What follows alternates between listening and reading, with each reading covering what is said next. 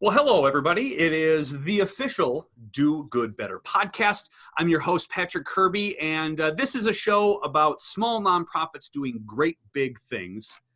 And boy, do we have a treat for you today, because we have a very tiny nonprofit doing very big things. In fact, as of recording of this podcast, they are only 60 days old. Is it a matter of 2 months old? It's a baby nonprofit, and we're so excited to have them on because they have some big, hairy, audacious goals.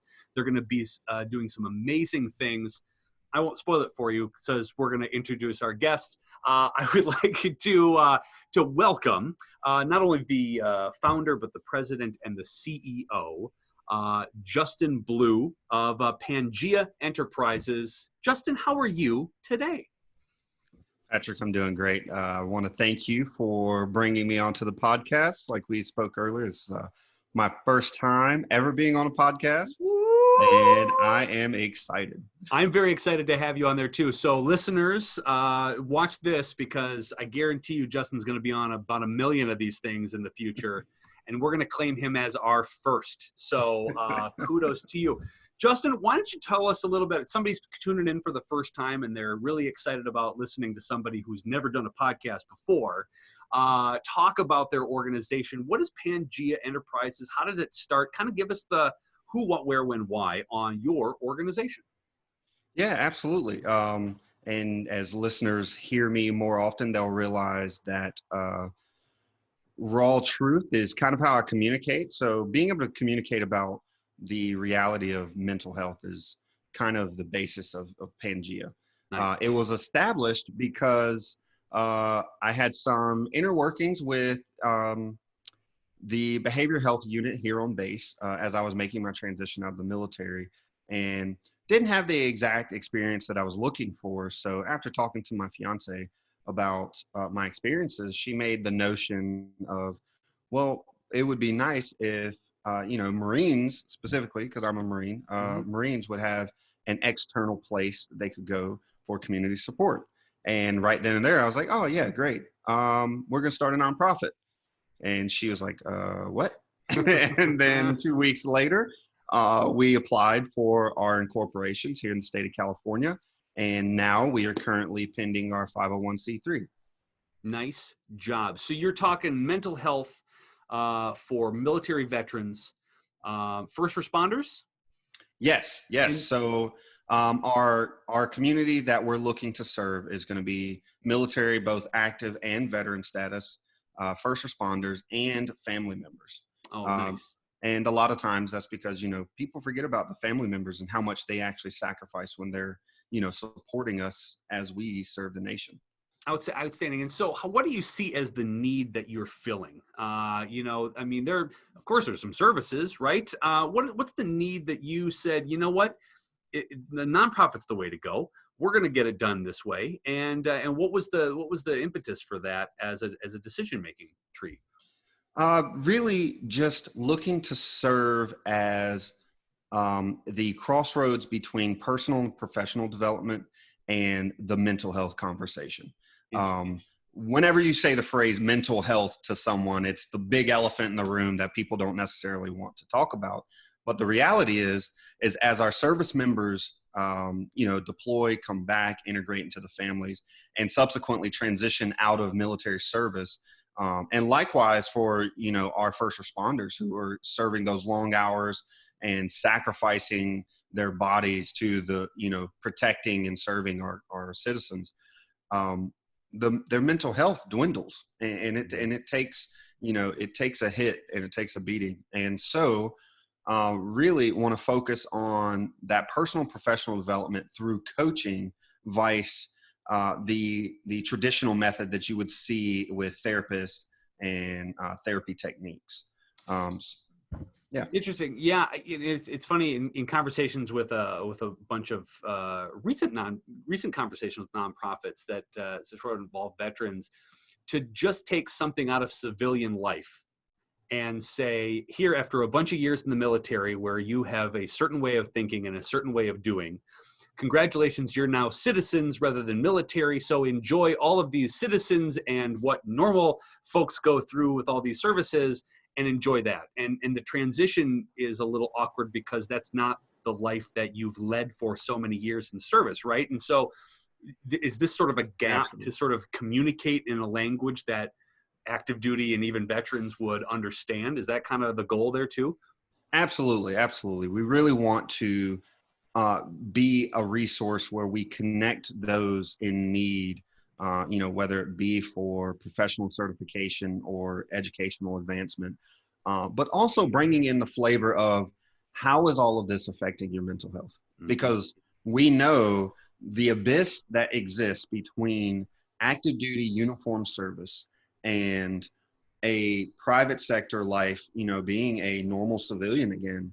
That abyss is where depression and anxiety reside. And I've spoken to numerous members, a lot of friends that I have over the years that have transitioned out. We sit and we talk about some of the experiences that they've been through. And I mean, this is a common trend. And it's very hard for large organizations to attack this problem because you kind of lose the human dimension the larger you get. So, yeah. I like that.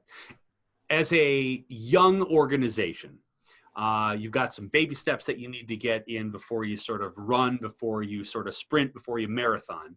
Yep. But even at your infancy, organizations like yours have big dreams and goals and the things that you'd love to plan to do in the future. What is your organization? What does Pangaea look like in the future? And what are some of those goals that you've been planning and sort of future casting, if you will, for the next couple of years? What does that look like for you? Yeah. So the next 2 years, we're looking at doing all the administrative stuff, getting the 501c3 process established, and then getting our initial grant proposals out there to our collaborative partners. But then down the road, we're also piloting student chapters at universities, and then approaching the student veterans and approaching them with leadership opportunities as Pangaea ambassadors. And then 10 years down the road, 20 years down the road, the long-term vision really is to expand to other countries, Australia, UK. A lot of these service members fought right alongside of us in many wars for many years. And now they're at home and they have the same situations that we have here. So while we're serving the American community right now, we would also like to remember those members who fought alongside of us and serve them as well. There's nothing more big, hairy, and audacious as a goal to go from local to global in a decade. Absolutely. And I applaud that energy for sure. There's a lot of nonprofits, there's a lot of organizations that deal with mental health, mental wellness, a lot of veteran groups, et cetera. What does Pangaea do that is different? What sets you apart? What's that point of difference of an organization? What are you doing differently that makes you unique?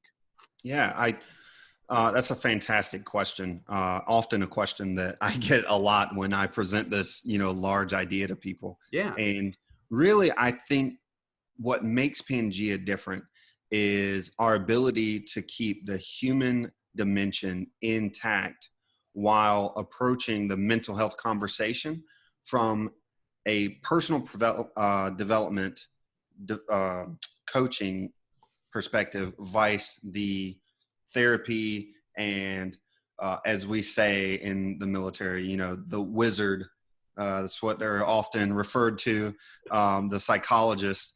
Instead of approaching it from that perspective, we're coming from the perspective of we've experienced it ourselves because we are members and we are veterans and we've survived it. And now we want to show you how you can survive it as well. So it's thinking at this macro level of this is the amount of good that we're going to do from even a global scale, but we're going to work in the micro, we're going to work on the details and maintain that we're not going to be this massive body that forgets who it's dealing with, and sort of that sort of scale look.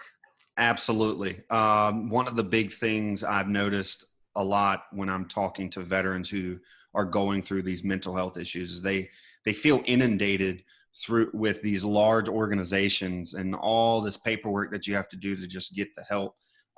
And, you have to go through virtual assistant after virtual assistant. But I want to present something where we have ambassadors who are connected with Pangaea that you can pick up the phone and call in your time of need, vice, applying and waiting 60 days to hear back from this large organization. Yeah, crazy. You're relatively new, but that doesn't mean that you haven't had successes out of the gate. Because I think a lot of nonprofits, gauge themselves by, we raised $1 billion and we're going to do this. And some documented successes don't necessarily have to, hit grand slams out of the gate. And it depends on your perspective on the thing. So, what are some of the successes that you've had already as a brand new organization out of the gate to sort of build upon for success after success after success? Fantastic question. And I'm excited to say that we are preparing to issue our first Pangaea scholarship. So a little story.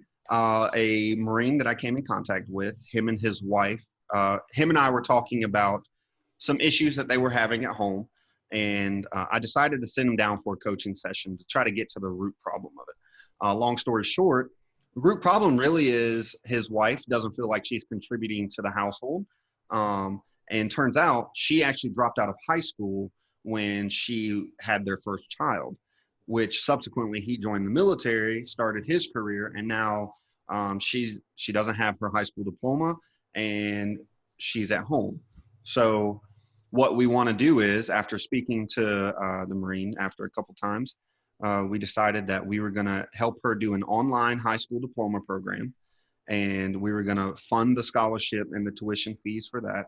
And then subsequently, we were going to lead her through a few coaching sessions and then help place her in a job along the way, teaching her communication skills, resume writing, interview techniques, things of that nature. So here in the next 30 days, we're looking to issue that scholarship for the first time.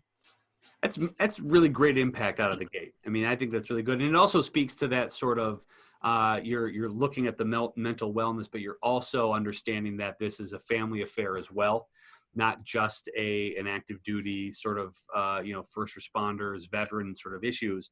It's those who are on that outer circle too that are affected by a lot of these items. And what a fun and interesting way to start. Yeah, absolutely. What a great story to start with. It's not about us. It's about those that were circling around. That's great. Well, yeah. outside of that, because we already kind of celebrated that, but we like to celebrate some wins here on the official Do Good Better podcast, whether they're big or small or everything in between. So what can we cheer about and what can we help you cheer on today? Any big win or small win or anything in between, what has Pangaea done that we get to celebrate with? So I would have to say that in the next 3 months, I am taking a trip to Australia to meet a Australian Army veteran who would like to collaborate with Pangaea Enterprise. And while this is still very, very new, Pangaea, really, I would just like to celebrate it because, they're on the other side of the world, and already we have individuals who align with what we're aiming to accomplish here and want to partner with us. I think, to me, that's a huge success. I almost thought it was crazy to think that you weren't going to go global here in the next decade. Now I'm really concerned that you're going to go global in the next 6 months. And that big, hairy, audacious goal seems like a universal kind of bit now. That's great. You could not have gotten this far or this aggressively proactive as it pertains to sort of mental wellness, mental health with your organization. And there's a lot of people that probably got you and helped you get to where you wanted to go. Who's somebody or a group or a couple of people that you want to give a shout out to that we can say, hey, thank you for doing awesome things that help Pangaea get to where it is right now? Yeah, absolutely. I will have to say, first and foremost, I just want to give a plug to my fiance, Jasmine. She is my number one supporter. And even on those late nights when I'm trying to figure out what it means to program a website, She's right there rubbing my back, helping me in any way possible. And really, as far as partners go, Alexander Ostoyik at Black Eagle Designs, 10-year Marine Corps veteran, started Black Eagle Designs right as he was transitioning out. And he has been a huge supporter for our first Pangaea scholarship. We speak often, and every time I talk to him, it's only positive words and it's only reminders that I can accomplish the things that I'm setting my mind to. So Alex has been crucial when it comes to support. All right. That is, those are great too. That's a great good bit. And, again, it's interesting that your partners are also your biggest cheerleaders. And I think that helps. I think that helps, especially in a startup mode where, again, you're wearing 1,000 different hats and not knowing what the heck to do in half of them. That you've welcome to the nonprofit club. You've been baptized by fire here in all things nonprofit. A part of the show that I really like is providing any sort of value that I can give as far as fundraising goes. So if there's a fundraising question you might have, or something that I can help you out as it pertains to fundraising, shoot, I'm here to help. The floor is yours for any questions you might have. Yeah, absolutely. As a micro nonprofit, it's very hard. You mentioned it earlier. It's very hard to show the type of progress that potential large donors would like to see. Mm-hmm. So as we begin to work on the grant proposals after our 501c3 determination comes back, mm-hmm. What are some key elements, key things I can look at to kind of get the ball rolling in that aspect? Right. Really, really, really good question. And in fact, I would not even start with grants too. This applies to individuals, this applies to businesses, et cetera. I would start having a conversation sitting next to individuals who might be interested in what you're doing, and really ask them and have a conversation with the gaps that you're going to be providing. Asking them the questions, I just would like to have a conversation with you about some of these gaps. Did you know these gaps existed? Which they probably don't.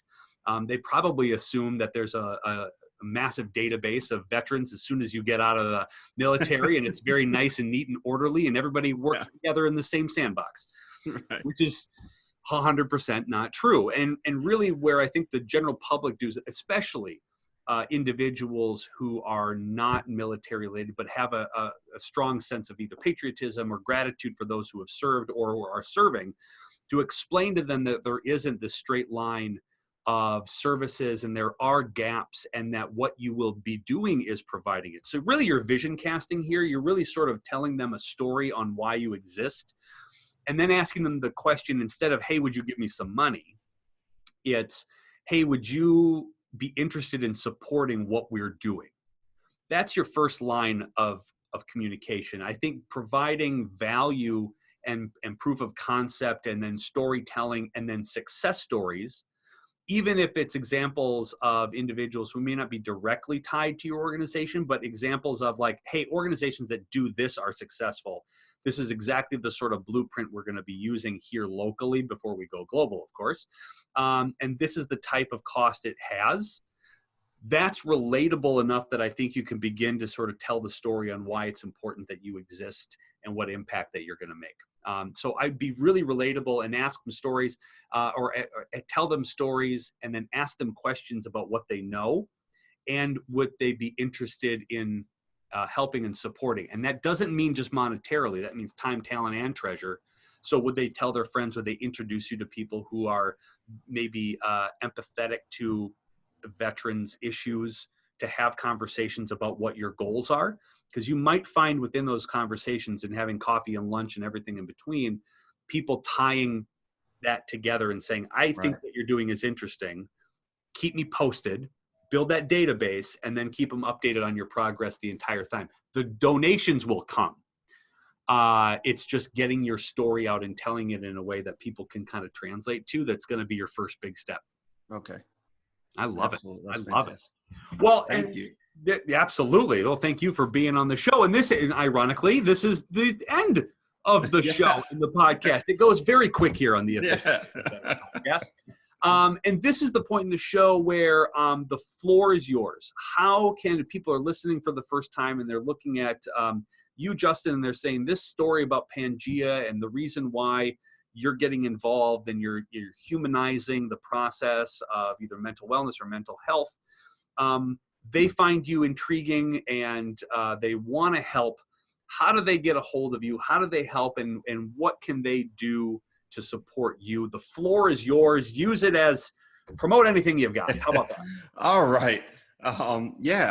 We are on all social media platforms. So we can be found, our Facebook group can be found, Twitter, Instagram, Pinterest, LinkedIn. You can find us at our website at www.pangaeaenterprise.org. That's spelled Pangaea enterprise.org. Just join the community, join in the conversation, engage with one another. You don't necessarily have to engage with me, but if you're engaging with the other people, that's ultimately the goal, is to get individuals talking to individuals. I would be more than thrilled if our listeners would be willing to donate to our first scholarship. The goal right now is $1,000. That's what we're looking for. Right now we're sitting at the $650 mark, so not too far to go. Just keep posted. We have a blog on our website that I will be communicating and engaging with our audience more and more there, and just get in the conversation, because that's what it's all about. Through communication comes healing. And of course, all that information is going to be in the show notes below. So check it out. And again, if you got a giant sack of cash sitting around, I think you know where to go. You call Justin up and you get for this wonderful cause. Justin, thank you so much for being on the official Do Good Better podcast. Hey, congratulations. You got your first podcast in the hopper. You did it. You were great. Patrick, thank you so much for having me. Kudos to you, my friend, and best of luck. And thank you so much for what you do and for veterans and active duty individuals who are helping serve this country. You're doing a great service for them as they do a great service for us. So thank you for being on the show. And hey, we'll talk soon. Thanks, everybody, for the official Do Good Better podcast.